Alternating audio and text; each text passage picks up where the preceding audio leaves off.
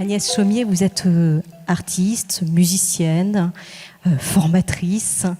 Vous avez notamment créé de nombreux disques qui ont été sous le label Enfance et Musique, chez Didier Jeunesse également. Vous êtes une spécialiste de la toute petite enfance. Tout à l'heure, j'ai parlé des panneaux d'exposition. Vous avez notamment sorti, et j'avais envie d'en parler parce que c'est un très beau livre CD, peut-être l'avez-vous vu, il était en vente en bas.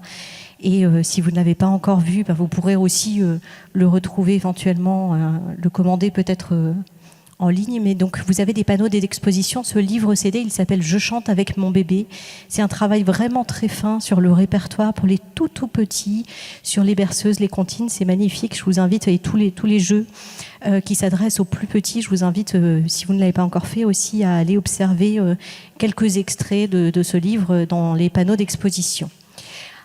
Agnès, vous êtes aussi, parmi vos nombreuses expériences, vous avez été en situation aussi d'artiste et de création, de spectacles adressés à des tout petits. Et je pense que le travail que vous avez fait en matière de création artistique vous a amené à questionner, à re-questionner les formes, l'adresse à ce très jeune spectateur. Comment on s'adresse à un tout petit?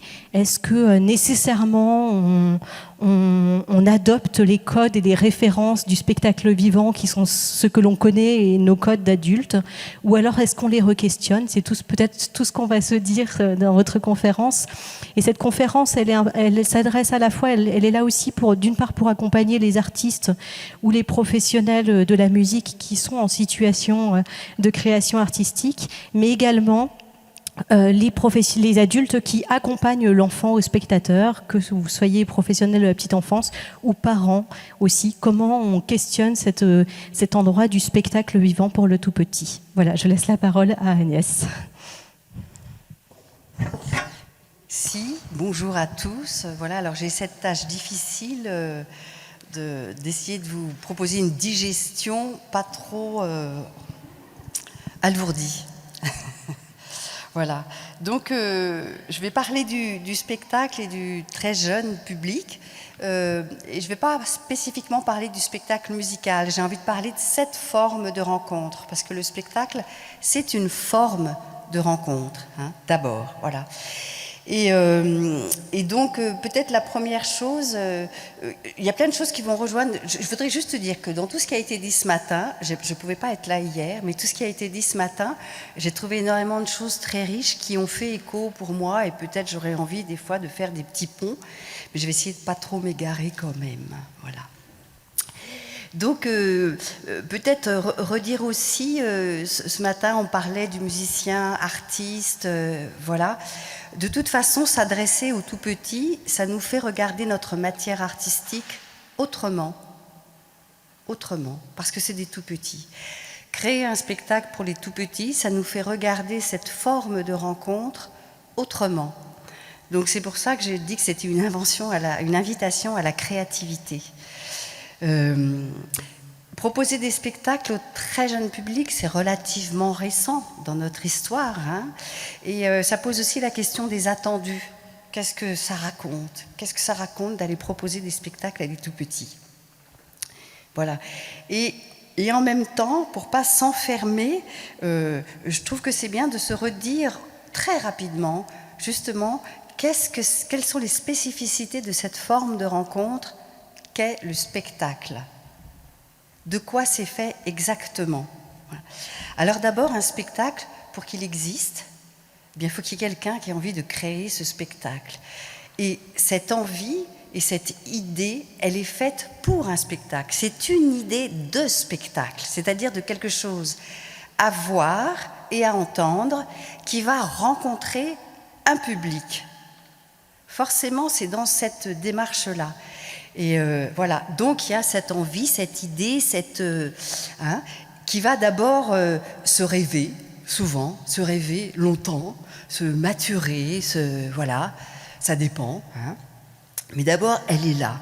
Et puis après, il y a le moment où on va la mettre en œuvre. Comment cette chose qu'on a rêvée, comment on va trouver des moyens de la donner à entendre et à voir. Et finalement, non seulement à voir et à entendre, mais aussi dans un cadre précis qui est un espace-temps, puisque c'est dans un lieu donné, dans un temps donné. Ça fait beaucoup de choses, de contraintes en fait, on pourrait dire. Voilà, dans ce spectacle, il a un temps donné et donc forcément, il a une écriture pour aller du début à la fin. Cette écriture, ça ne veut pas dire que c'est écrit. Cette écriture, ça veut dire c'est la façon dont ce spectacle, les choses s'enchaînent, les actions s'enchaînent pour aller d'un point de départ jusqu'à un point d'arrivée. Cette écriture, elle est essentielle pour qu'il y ait spectacle. Dans cette écriture, il y a les actions qui peuvent être interprétées, mais il y a aussi la scénographie, comment ces objets prennent vie dans l'espace, comment ils viennent raconter aussi des choses, la lumière, les décors, toutes ces choses-là font cette forme de spectacle auquel un public va être invité. Et ce moment où ça passe par les interprètes, les objets, la lumière, les costumes, je ne sais pas, tout ça, ça va demander à faire en sorte que cette idée, ce rêve puisse comment dire, venir rencontrer, c'est une rencontre de créer un spectacle. Il va falloir que ça rencontre les objets, les interprètes, celui qui va faire la musique, je ne sais pas, tous les partenaires, toutes ces rencontres qui vont se faire de tous ces partenaires pour que le spectacle existe. Pour celui qui est à l'initiative, on pourrait dire, des fois c'est un collectif, je dis celui qui, mais ça peut être plusieurs, il va falloir que ça traverse tous ces, j'ai envie de dire, tous ces corps, tous ces vivants qui sont là. Voilà, ça peut être les objets, mais la lumière, tout ça, il va falloir que ça traverse pour donner corps le mieux possible à ce rêve. Et forcément, pour ce rêve, eh bien, ça va le faire quitter. Parce que créer un spectacle, c'est quitter son rêve de départ pour aller vers quelque chose qui doit être concret. Et donc, il y a plein de choses qui s'abandonnent. Et voilà, parce que c'est une rencontre aussi. Donc, ça se fait aussi avec ceux qui sont là. Donc, voilà. Donc, ça prend du temps. C'est l'épreuve du réel, on pourrait dire. Et puis, pour tout ça, il va y avoir de la répétition, de l'élaboration, de la transformation, du retour, du redépart, voilà, de la finition, pour à un moment donné rencontrer le public. À un moment donné, il y a un rendez-vous avec le public, mais ce public, il a toujours été présent d'une certaine façon dans la création, parce que celui qui crée, il a toujours en tête, même si c'est inconscient, ce public pour qui il fait ça. Il y a un projet. Voilà. Alors, dans la rencontre avec ce public, donc il y a des personnes qui vont être spectatrices. Spectatrices, ça veut dire qu'ils vont, dans ce spectacle, ils vont être là tous ensemble pour un moment éphémère. Éphémère parce que ça ne sera, vous le savez très bien, jamais deux fois pareil. Parce que le public est vivant et que ceux qui jouent, qui interprètent, sont vivants. Donc c'est pour ça qu'on parle du spectacle vivant. Ça fait qu'il n'y aura jamais deux fois la même représentation. Ce public, en fait, qui est rassemblé là, alors il fait un travail aussi. Il n'est pas passif du tout, on le sait bien. Et d'ailleurs, on sait bien qu'on aime si on a un peu de travail à faire. Tout ne nous est pas donné comme de la pâtée un peu trop sucrée, quoi. Et quand on est spectateur, ça veut dire quand même, c'est un rendez-vous. C'est-à-dire que nous, adultes, on va aller voir un spectacle, on le fait parce qu'on a un attendu. Il y a peut-être, on connaît, je ne sais pas, si c'est une pièce de théâtre, on connaît le texte, si c'est un chanteur, on connaît le chanteur, on aime, voilà. Donc il y a l'envie de retrouvailles avec quelque chose de connu, mais aussi complètement de l'inconnu, parce que c'est d'abord une rencontre avec l'inconnu.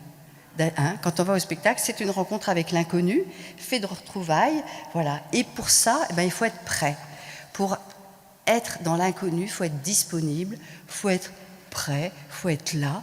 C'est donc un vrai rendez-vous pour tout le monde à ce moment-là. Donc voilà, donc j'ai fait très rapidement, comme ça, un petit tour sur les ingrédients de ce qui fait le spectacle, le public, ce qui est en scène et la création qui se fait.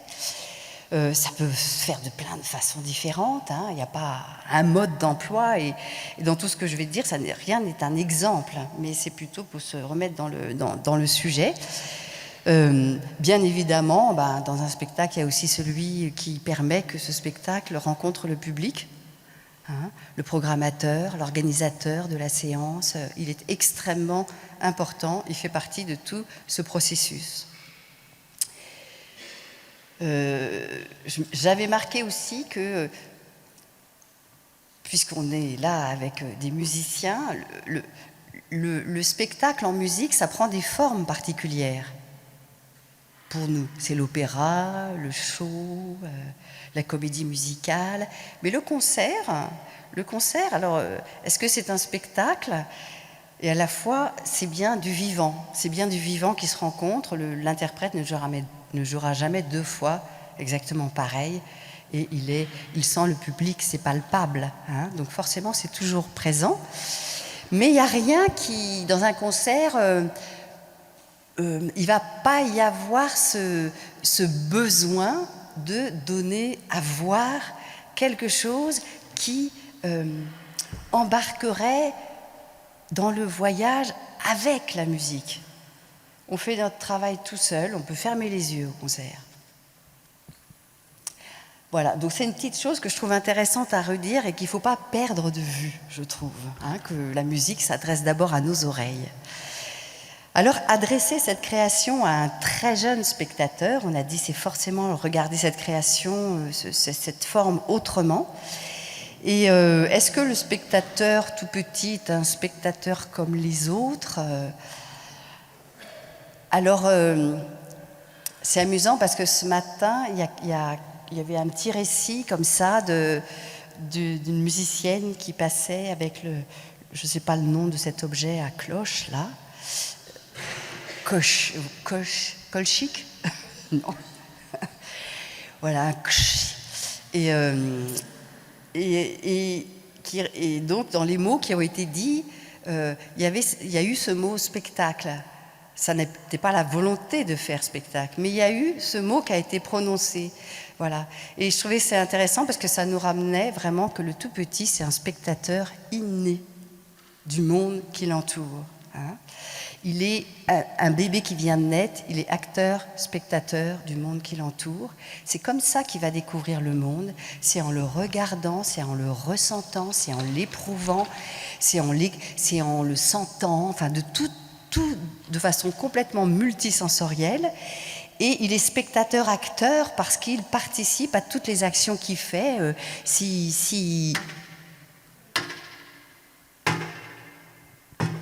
Il est acteur du son qu'il fait, hein, je sais pas moi. C'est mieux. Voilà. Il est toujours mais il peut être complètement acteur de ce qui se passe autour. Donc, et c'est essentiel, cette façon d'être au monde, c'est ce qu'on appelle l'éveil. J'aime pas ce mot souvent parce qu'on croit que c'est une pédagogie pour les tout-petits, mais pas du tout. L'éveil, c'est un état d'être, de connexion extrêmement importante à tout ce qui nous entoure. On peut le vivre, nous aussi, adultes, cet état d'éveil. Et peut-être que ça rejoint un état dans lequel les artistes se mettent souvent pour pouvoir créer. C'est-à-dire qu'il faut accepter le rien, pour que ce qui est là puisse arriver. Et ce tout petit, il est un peu comme une page blanche parce qu'il est tout neuf. Et donc, cet éveil fait que chaque chose peut prendre de la valeur, peut devenir intéressante. Intéressant étant un mot d'adulte. Hein. Donc cet état d'éveil, il est assez extraordinaire et l'enfant le fait de lui-même parce que c'est nécessaire, parce que c'est une pulsion de vie. Il est poussé par sa vitalité à découvrir le monde.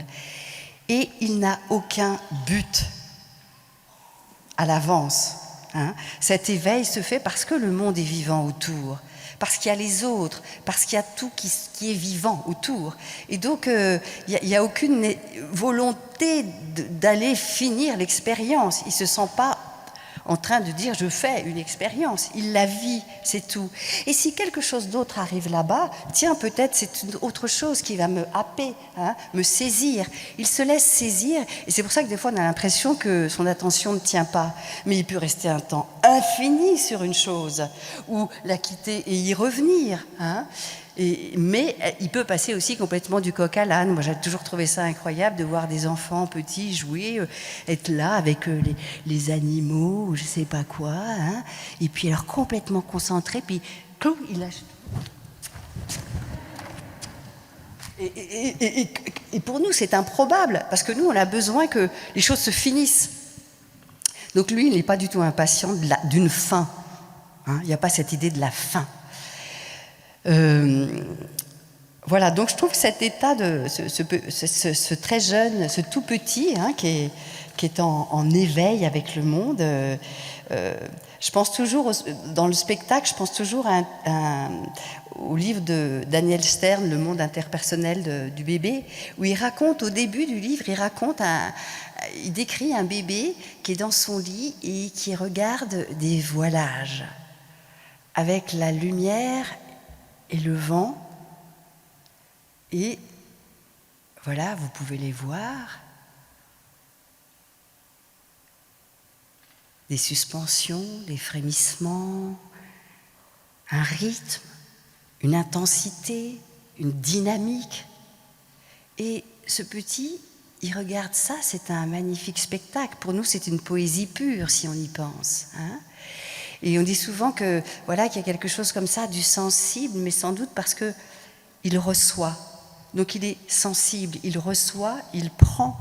Hein, et voilà. Mais ce spectacle, il le vit le temps où il le vit. C'est tout.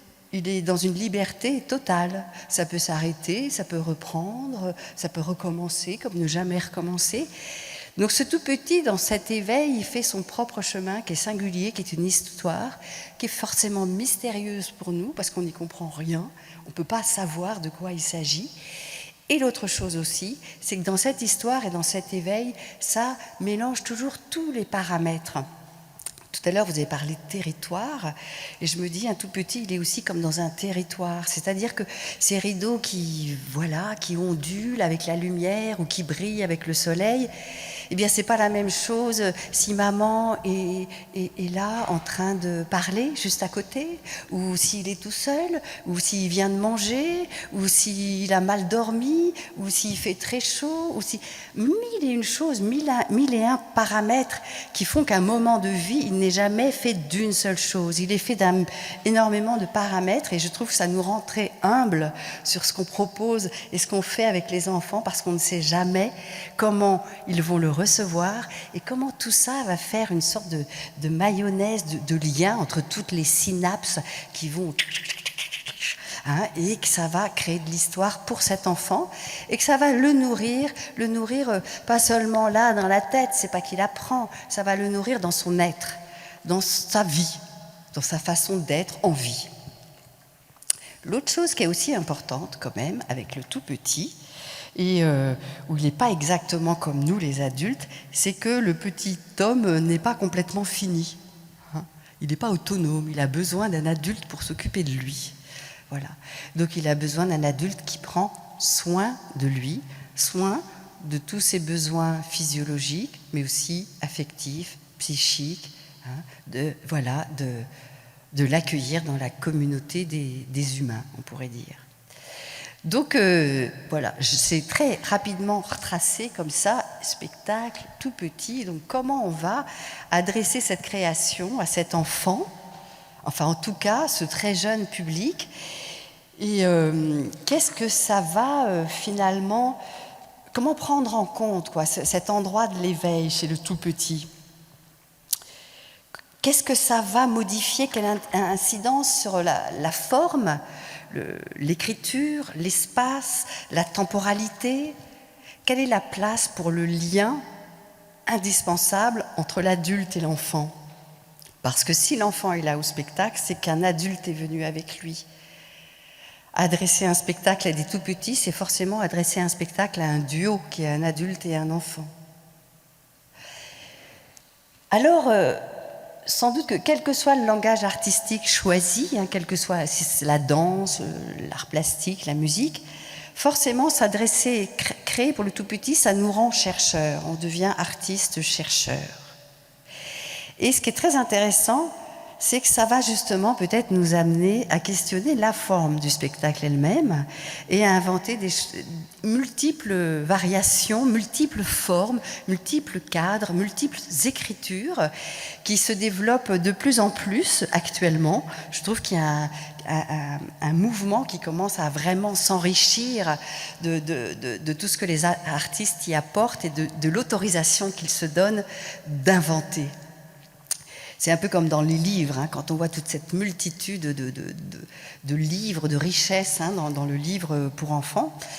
Et donc là, je trouve qu'on voit beaucoup de formes et j'ai la chance de faire partie d'un collectif qui s'appelle Collectif Puzzle, qui rassemble des compagnies qui, entre autres, créent pour le très jeune public. Ça rassemble des danseurs, des plasticiens, des conteurs, des gens qui viennent du cirque, des gens qui viennent de la marionnette.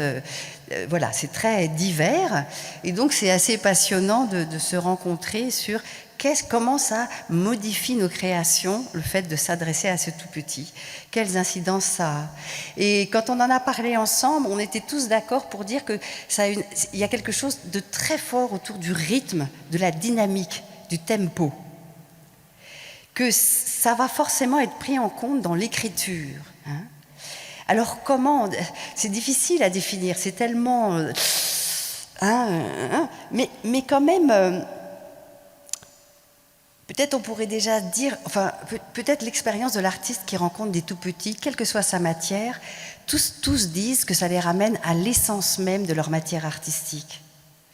À l'essence même, tout à l'heure on a parlé de la matière, la matière sonore, musicien. Moi je dis toujours que les tout-petits ils m'ont appris à écouter la musique autrement, ils m'ont appris à écouter le son pour lui-même. Sans psychologie, sans avant-après, le son comme matière qui déjà par elle-même raconte, parce que ce son il est fait de quelque chose. Le danseur dira pareil, le mouvement, traverser l'espace, comment cet espace se traverse. Tous ils disent que ça les ramène, tout artiste va toujours dire que le tout petit nous ramène à cet endroit essentiel. C'est sans doute pour ça qu'il y a quelque chose de si fort dans ces rencontres qui nous touche et nous attire en tant qu'artistes. Voilà, donc en fait, voilà, pour que je ne me perde pas, parce que je vais plus vite que mes pages. Oui, donc peut-être à cet endroit du tempo, peut-être se redire que finalement, quand je dis le son, ça veut dire forcément aussi le silence. Un son, il naît dans le silence. On parlait du rien tout à l'heure. Il faut forcément, le tout petit, il est tellement à cet endroit de la page blanche que ce son qui arrive, il prend tout de suite place. C'est une trace. Comme le danseur, le geste, le simple, c'est aussi une trace. Comme l'artiste qui va peindre, c'est une trace. C'est sur la page blanche, c'est entre l'immobilité et le mouvement, c'est entre le silence et le son. C'est à cet endroit-là, très fort du tout début, on pourrait dire qu'il y a des choses qui se jouent et qu'on va être amené à créer. On va toujours se recontacter à cet endroit-là, je trouve, quand on crée pour les tout-petits. Et dans tous ces arts, il y a cette question, je parlais tout à l'heure du rideau, qui a une dynamique, qui a un mouvement, une durée, un tempo. Voilà, on le retrouve pour tous les arts, que ce soit un trait sur la page blanche, il y a une dynamique, une sorte de durée, de longueur, voilà, tout ça se retrouve. Il s'agit toujours du corps, toujours, du mouvement du corps, toujours. C'est une expression qui passe par un mouvement du corps. Et je trouve que le tout petit, ça nous ramène vraiment à ça. Et dans ce tempo, ce que je trouve assez incroyable, c'est que chaque chose devient importante. Vous parlez, ce matin, ce récit-là, voilà, de traverser l'espace, que les enfants s'arrêtent, tout d'un coup, ça donne de l'espace, ça donne de l'écoute, ça donne... Les tout petits, nous, voilà, elle a traversé l'espace. Ah non, il s'est passé bien plus que ça. Et ils nous font entendre dans les moindres détails ce qui s'est passé. Ils nous amènent à écouter beaucoup plus, à ressentir beaucoup plus. Et donc je trouve que c'est une écriture où chaque chose va devoir exister à 200%. On ne peut pas faire d'ellipses, on ne peut pas faire de sous-entendus. Chaque chose doit être pleinement là. L'autre chose aussi, c'est que ces spectacles, parce que le tout petit, il est vraiment dans l'instant. Donc la question de la narrativité, on parlait de l'écriture, ça n'est pas forcément une narrativité au sens de il y a ça parce que j'ai compris qu'il y avait ça. C'est plutôt une narrativité justement dans ce tempo, ce rythme. C'est ça qui fait le fil conducteur. Hein. Voilà, bon, il y aurait sûrement aussi d'autres choses à dire. Peut-être aussi, là où ça va changer dans l'écriture, quelquefois, du spectacle, c'est que ce tout petit, comme il est dans l'instant, il est spontané, et bien voilà, alors, par exemple, il a envie d'aller toucher la harpe, celui-là, il est spontané, il a montré que c'était ça qu'il avait envie. Hein. Et donc, comment prendre en compte tout ça, le fait que le tout petit n'attend pas la fin? Il ne va pas attendre la fin pour dire « ça me plaît » ou je ne sais pas quoi. Il est là, complètement présent. Et cette place donnée aux réactions spontanées des enfants, je trouve que c'est intéressant de voir comment des artistes vont créer pour laisser la place à ça. Je pense à un spectacle de danse d'une compagnie, ça y est, le nom est parti, c'est toujours comme ça, je le retrouverai, qui propose des spectacles qu'elle appelle à réaction libre. C'est vraiment un travail qu'elle a avancé pour nommer. Voilà. Et donc, en fait, ce sont des spectacles de danse. Il y a un espace circulaire, comme ça, avec une arcade, voilà, comme elle a fait beaucoup de trapèzes aussi, de cirque, trapèze. Et donc, elles sont à 2 ou 3. Et le principe, c'est que les enfants sont amenés à, s'ils veulent, rentrer dans l'espace scénique. Et en fait, le spectacle qui va se dérouler, pour les adultes qui restent tout autour, c'est de voir ces interactions des enfants avec les artistes qui dansent.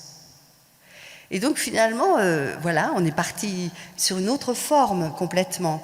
Et finalement, c'était sa réponse peut-être que même c'était devenu le sujet même de son spectacle. Le sujet même, c'était cette liberté de l'enfant, cette liberté de se mouvoir. Je pense à des spectacles où on va avoir une immersion dans l'espace scénique pour le public dans un deuxième temps, qui n'est pas juste on peut aller essayer, c'est que c'est une immersion. Le spectacle continue, mais avec l'immersion du public dans l'espace. Hein. Il y a des spectacles où il va y avoir des formes d'interaction qui ne sont pas faites pour faire réagir le public, mais plutôt parce que dans l'écriture du spectacle, un temps avec ce public est nécessaire. Je pense hier, je voyais un spectacle de danse et qui s'appelle On danse, et avec un livre. Et donc, à un moment donné, elle est venue chercher 2 petites filles qu'elle a emmenées dans un pas de danse, comme ça. Et c'était très étonnant parce que, justement, il y en avait une des 2 qui, à un moment donné, quand il y avait eu un son d'instrument, avait crié « Ah !» très fort, comme ça, une espèce de puissance. Voilà. Et l'autre, plutôt discrète, et les 2 qu'elle a choisies, celle qui avait crié « Ah !» tout d'un coup, elle était là. Elle ne pouvait plus avancer pratiquement, alors que l'autre a commencé comme si elle était poreuse à tout l'état de corps de l'adulte. Elle a commencé à pencher la tête comme elle. Alors on parle d'imitation, mais moi je crois que c'est beaucoup plus profond que ça. C'est des ressentis corporels d'état de corps à état de corps, de psychisme à psychisme. Je pense que c'est plus que... On parle d'imitation, je trouve que ça réduit vraiment quelquefois à l'extérieur. Je trouve que ça part de l'intérieur, cette imitation avec le tout petit. Voilà, donc et on sentait que dans ce spectacle, ça faisait complètement partie de l'écriture, elle les a ramenés à un autre moment. Enfin voilà, ça faisait partie du déroulé du spectacle. C'était pas pour faire de l'interaction. Hein. Voilà, il y a aussi des spectacles où comment dire, pour être proche de cette liberté d'être des enfants, il va y avoir beaucoup d'improvisation possible. L'écriture va inclure énormément d'improvisation.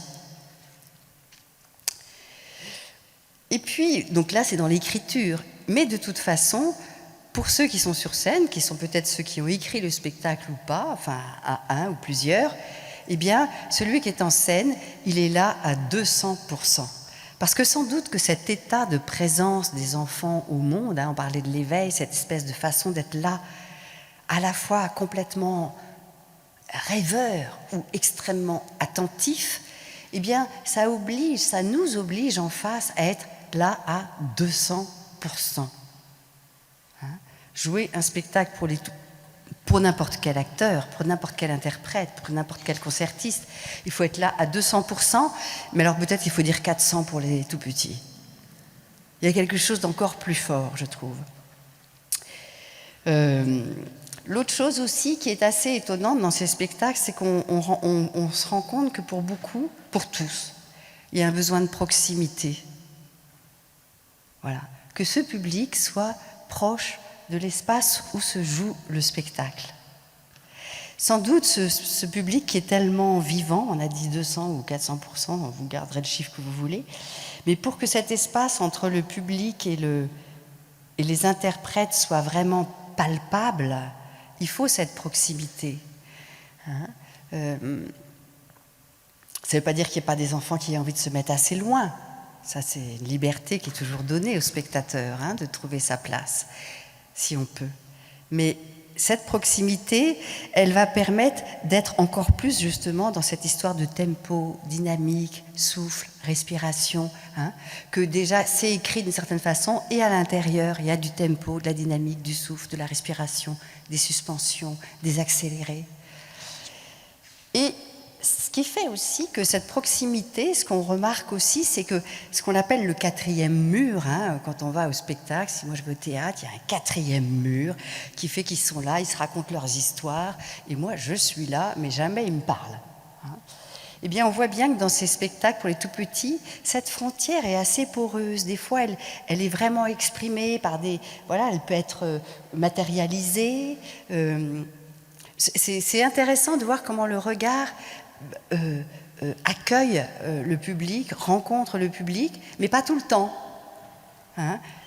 Voilà, pour pas être intrusif. Il y a quelque chose du regard, de l'adresse, qui est très particulière, qui n'est pas la même, et on sent qu'on ne peut pas rester dans son monde tout seul. Non, il y a besoin d'être là aussi, qui puisse aussi nous accueillir d'une certaine façon. Ça me fait penser à un début de spectacle de la compagnie Porte-Voix, où donc là c'est un spectacle frontal, et elle arrive par la porte et tout le monde est installé, et elle a une flûte, je ne sais plus quel genre de flûte, et elle entrouvre la porte et elle joue avec sa flûte.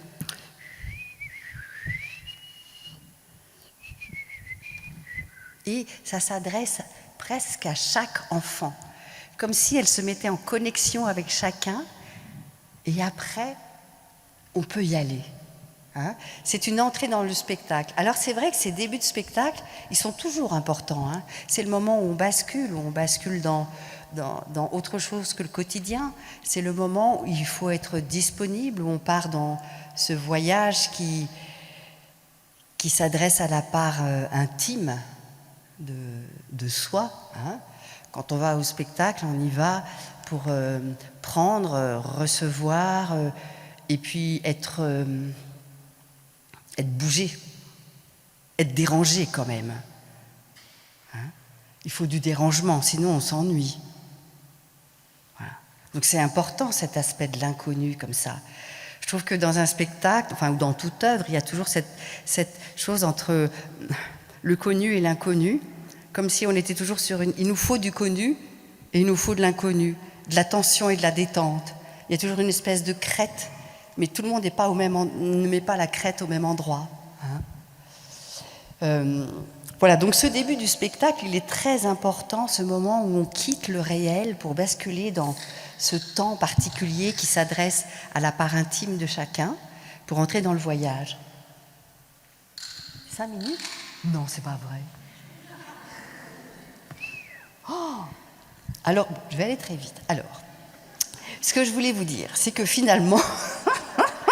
Waouh! J'ai pas vu... Non, mais c'est parce que j'ai commencé en retard.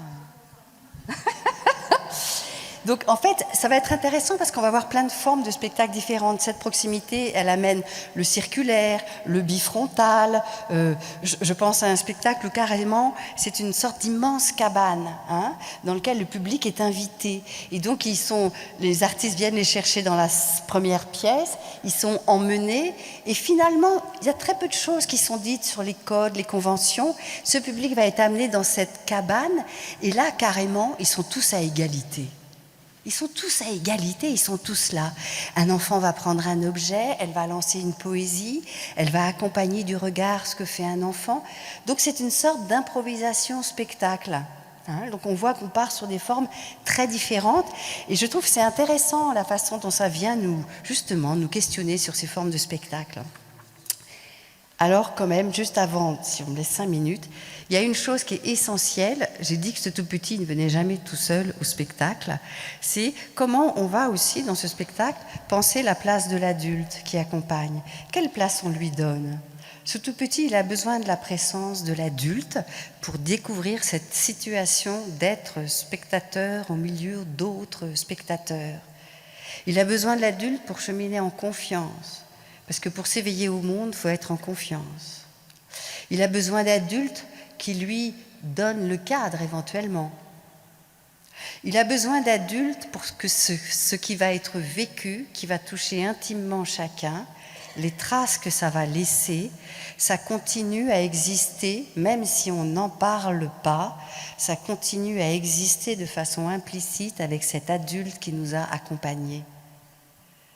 Pour que ça continue à être vivant, que ça ne soit pas un temps qui n'aurait aucun lien avec le reste. Pour que ça prenne sens, c'est extrêmement important qu'il puisse y avoir ce sentiment d'avoir partagé ce même moment et que pour l'enfant, ça puisse se relier aux 1001 fils qui créent et qui donnent du sens à sa vie. Je parlais des multiples paramètres. Donc il y a nécessité d'impliquer les adultes dans le dispositif pour que les adultes soient là. Ils prennent... qu'est-ce que ça serait un spectacle où l'adulte ne serait pas là, psychiquement, ne serait pas là, s'il ne reçoit rien? Qu'est-ce que ça raconte pour l'enfant que cet adulte qui est avec lui ne reçoit rien? Donc forcément, ça ne veut pas dire qu'on va faire... il y a une ligne pour les adultes pour que quand même ça leur plaise et une ligne pour les enfants. Non, parce que tout adulte a été un tout petit et donc si on parle au tout petit, on parle à tout le monde. Mais ça veut dire qu'il va falloir trouver comment l'aider à lâcher prise, à se laisser faire par ce spectacle qui n'est peut-être pas narratif, qui prend un temps différent de celui de sa vie d'adulte. Parce que nous, adultes, s'il y a une chose qui démarre, on veut savoir comment ça finit. Et que là, on a besoin juste d'être dans le temps. Donc c'est un super grand lâcher-prise pour cet adulte qui est là, pour savoir être juste comme il faut, pour à la fois laisser l'enfant vivre cet éveil et en même temps le contenir suffisamment. C'est pas une place facile. Et donc, cette place qui est difficile, je trouve, parce que les adultes arrivent avec plein d'attendus, beaucoup de craintes que leur enfant dérange, et une crainte énorme d'être vu en tant que parent professionnels en difficulté. C'est quand même, c'est un sacré risque quand même qu'ils prennent en venant là. Ils s'exposent à ça. Et donc en fait, ça veut dire qu'il y a un autre personnage qui est très important dans ces propositions, c'est celui qui accueille le spectacle. C'est celui qui accueille non pas seulement les enfants, mais ce couple, ce duo. Celui qui va accompagner ces adultes, qui va peut-être indiquer, on va dire, le contrat, implicite. Voilà, le contrat, c'est un spectacle où on peut traverser le 4e mur vocalement, c'est un spectacle où on peut bouger ou pas. Il va donner un peu le contrat, mais il va falloir, voilà, cette personne qui accueille va inviter à lâcher prise, à être vraiment là, à partager, peut-être même à vivre dans une proximité, parce que ce spectacle, on ne va pas mettre les enfants et les adultes derrière. Ça serait un non-sens. Donc il va inviter à la proximité, il va inviter à oublier le téléphone, mais vraiment l'oublier, vraiment l'oublier vraiment. Hein, parce que cet adulte qui vient avec les enfants, il pense qu'il vient pour les enfants, mais il vient avec. Donc on est en train de le déstabiliser. L'inviter à être avec, c'est pas si évident. Et chaque fois qu'il prend son téléphone pour prendre une photo, il n'est plus avec, il est là pour donner aux parents. Et donc il n'est plus dans le spectacle vivant. Et cet enfant, il a besoin d'un adulte qui soit complètement vivant à côté de lui. Donc ça veut dire que cet accueil, il est extrêmement important. Et il y a des artistes qui le pensent dans leur création, hein, qui vont vraiment dire, voilà, ce spectacle, il démarre comme ça, j'ai besoin que vous fassiez ci, et puis moi, voilà, après, j'embarque. Des fois, les choses se font de façon très implicite, des fois, il y a besoin de mots. Chaque artiste, chaque création est différente, et même pour un artiste, un même artiste, des fois, ça va être différent. Donc c'est très important, toute cette place et toutes ces incidences dans l'écriture. Donc je passe très très vite, voilà, pour dire aussi que ces spectacles pour les tout petits, alors ils connaissent beaucoup de lieux de représentation. Il y a le théâtre, mais il y a aussi les lieux de vie des enfants. Il y a la bibliothèque, je ne sais pas s'il y a des gens qui travaillent en bibliothèque ici, mais c'est des lieux extraordinaires au niveau culturel qui sont vraiment des lieux ouverts, où il y a une confiance souvent, et qui permettent de découvrir des choses qu'on n'irait peut-être pas voir au Philharmonique. Et puis il y a la crèche elle-même, donc ça peut être aussi in situ. Mais alors quand on joue in situ, eh ben, il faut une sacrée force pour dépasser le décor. Vous voyez, quand on joue au centre social avec le carrelage et les affiches, ne pas toucher la cafetière, vous voyez, eh ben, il faut quand même une force pour embarquer dans cet imaginaire. C'est vraiment une sacrée tâche pour emmener vraiment. Hein. Deux petites questions qui s'étaient posées quand on avait discuté avec Faustine. Alors, est-ce que pour créer un spectacle pour les tout-petits, il faut connaître le tout-petit ? On a tous été des tout-petits. Donc, par contre, il faut avoir envie. Il faut qu'il y ait quelque chose qui naisse en soi. Il faut que cette rencontre avec le tout-petit crée un écho qui fait qu'on a quelque chose à lui raconter. Il y a quelque chose qu'on a envie de partager avec lui. Ça, c'est une nécessité. Alors, quelquefois aussi, les résidences, c'est très riche d'aller éprouver aussi cette rencontre avec sa matière, le tout petit. Et beaucoup des artistes que je rencontre disent à quel point ces résidences ont changé leur regard aussi sur ce spectateur. Les ont amenés à donner une autre place, justement, à trouver d'autres formes. Hein. Voilà. Eh bien, voilà. Oui, une dernière chose très importante. Un spectacle, donc, ça donne à voir et à entendre. On ne sait jamais ce qu'on donne à voir et à entendre soi-même. Moi, là, je ne sais pas, je n'ai pas vu le temps passer, machin, tout ça. Je ne me vois pas, je ne m'entends pas, enfin, si, je veux. Mais donc, un spectacle, il y a forcément besoin de quelqu'un qui fait regard extérieur. En principe, il y a un comment on appelle ça ? Un metteur en scène, voilà, un metteur en scène. Et très souvent, dans ces formes qu'on invente pour les tout-petits, il y a tellement quelque chose qui vient faire écho chez soi qu'on a besoin de démarrer assez loin sa création avant de demander peut-être à quelqu'un d'aller faire regard extérieur et de nous en dire quelque chose. Hein. Ou alors, ça peut être vraiment intéressant, si on porte cette création, justement de la porter jusqu'au bout et de la faire jouer par d'autres. Et de pouvoir être complètement ce regard extérieur. Un spectacle, ça ne peut pas exister s'il n'y a pas eu ça. C'est une exigence. Or, comme les spectacles pour les tout-petits sont des petites formes, des petits spectacles, des petites durées, avec des petits artistes, avec des petits moyens, et bien souvent, on n'a pas les sous pour demander vraiment à quelqu'un de venir travailler la lumière, les décors, la scénographie. Et tout ça, c'est ça qui fait que toute cette forme va avoir une écriture, une cohérence, va pouvoir nous embarquer dans un imaginaire qui n'est pas des images, mais un imaginaire qui est un éprouvé de plein de sensations qui fait écho dans la part la plus intime de chacun. C'est ça qu'on vient chercher au spectacle et c'est pour ça qu'on le propose aux tout-petits.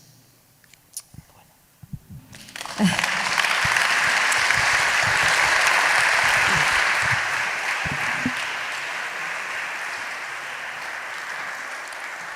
Merci beaucoup, merci, grand merci Agnès. On vous aurait bien écouté encore pendant quelques heures et on est bien navrés de devoir écourter un tout petit peu. C'est passionnant et ça va évidemment faire écho, rentrer en résonance avec le second temps que l'on va vivre sur le carrousel d'initiatives autour justement de propositions de spectacles très variés adressés aux tout petits. Donc merci Agnès. Ne quittez pas la scène parce qu'on va quand même se donner quand même quelques petites minutes, même si on n'a pas beaucoup de temps. Si vous voulez bien, hein, si vous voulez qu'on se fasse un petit temps quand même de questions, s'il y a des questionnements ou des réactions dans la salle, la parole est à vous. Alors Marie Brignone, autrice et continueuse et orthophoniste. Merci Agnès, c'est toujours tellement passionnant de t'écouter. Je voulais te demander, avec toute l'expérience que tu as, c'est ce qu'on apprécie aussi, il y a un regard, une analyse profonde et puis on sait toutes les expériences que tu as. Finalement, dans tout ce que tu as proposé déjà, ce que tu proposes, tu nous as dit un petit peu ce qui était important. La forme idéale que tu aimerais donner maintenant, toi. Tu vois, c'est avec beaucoup de monde seul.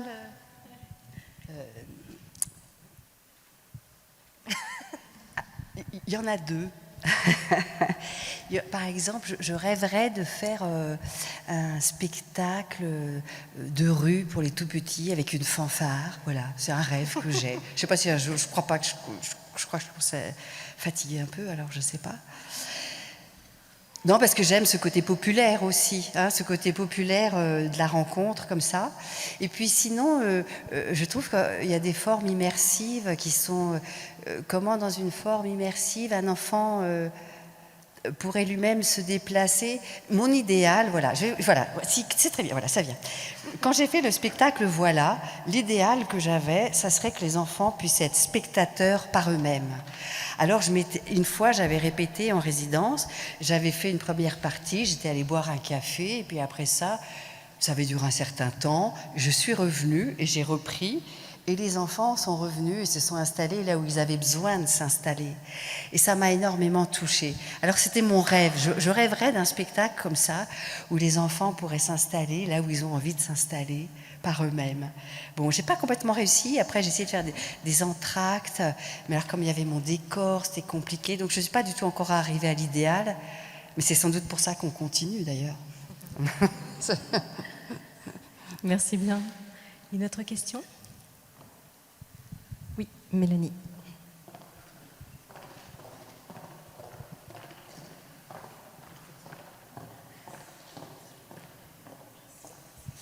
Alors moi, c'est pas vraiment une question, je voulais juste vraiment un grand merci parce que ce matin, j'ai pas eu le temps de tout dire non plus, mais je voulais quand même, c'était vraiment le cœur et l'essentiel, et c'est vraiment complémentaire par rapport à ce matin.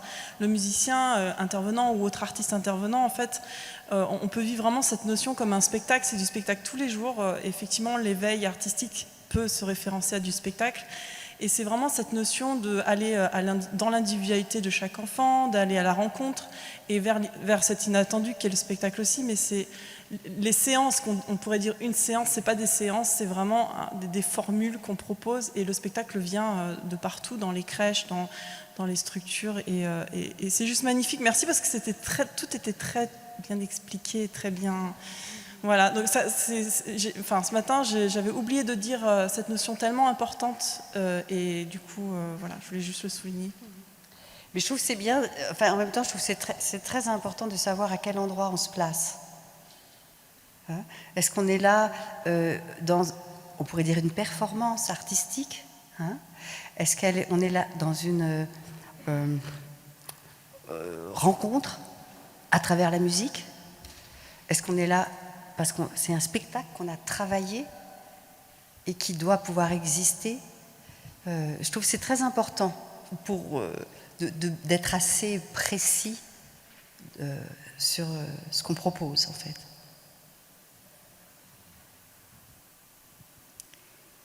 Y a-t-il une dernière question dans la salle? Je sens que vous avez bien chaud.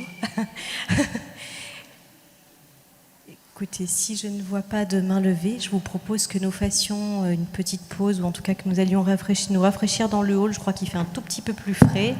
Et on vous invite à revenir pour... Merci beaucoup, Agnès Chaumié. Merci. Grand merci. On peut vous applaudir.